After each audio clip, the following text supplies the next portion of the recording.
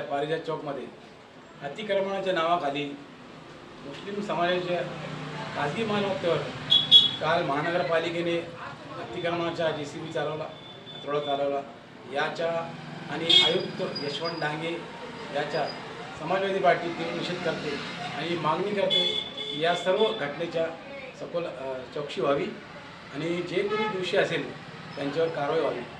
वास्तविक सदर प्रॉपर्टी खाजगी असून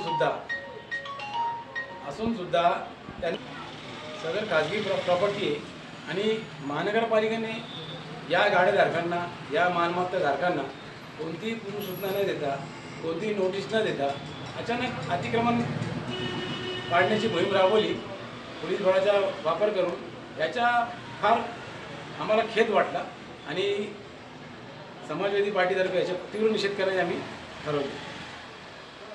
माननीय आयुक्त साहेब यांना शहराचा विकास दिसत नाही। शहरात अनेक विकासाचे प्रश्न प्रलंबित आहे। शहरात खड्डे आहेत, पूर्ण रस्ते नाही, पाण्याची समस्या आहे, कचऱ्याची समस्या आहे, परंतु कोणाच्या तरी सांगण्यावरून हे गैरकृत्य करत आहे।